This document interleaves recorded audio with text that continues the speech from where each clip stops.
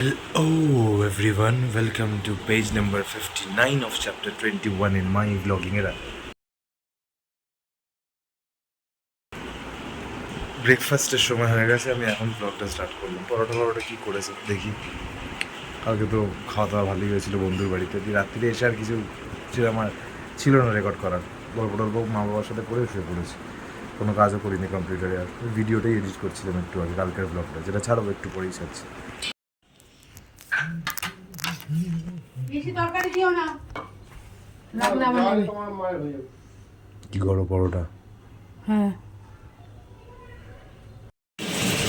কালকে বন্ধুদের বাড়িতে গিয়ে অত ছাঁটালাম, পেটের অবস্থা এমনি কেলিয়ে গেছে। তার উপরে আজকে আবার এই কি মাংস, কার মাংস এটা? কি এটা? মটন, খাসির মাংস। আজকে আবার যাবে পেটের 12টা বেজে আমার।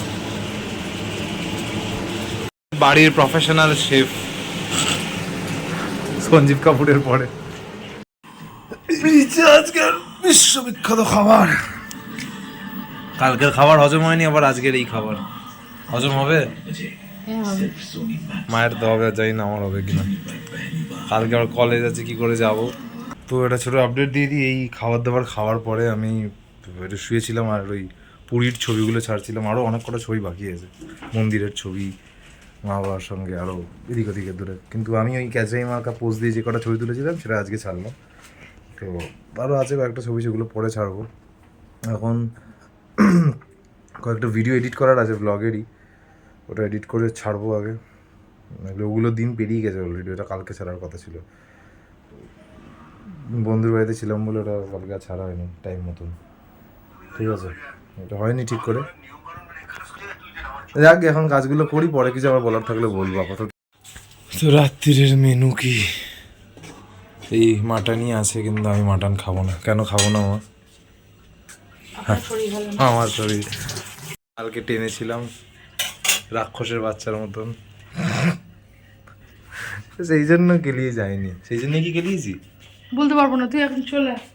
দেখ, কিছু নেই রেকর্ড করার, তাই ভুলভাল জিনিস ক্যামেরা নিয়ে একটু গাছবেরি করে যাচ্ছি।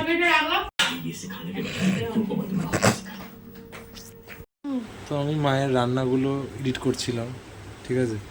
আমি তো বুঝতে পারছি না কি বাল ছাল ছোলার ডাল বানিয়েছে, ইনগ্রিডিয়েন্টসের কটা নাম আমি বুঝতে পারছি না। মা জননী বসলো এখন আমাকে জিনিসগুলো বলবে বলে। ঘুমাবো না তো তুই তো ডাকলি। আর কিছু নেই আজকে বলার, এখানেই এন্ড। কাল আসছি।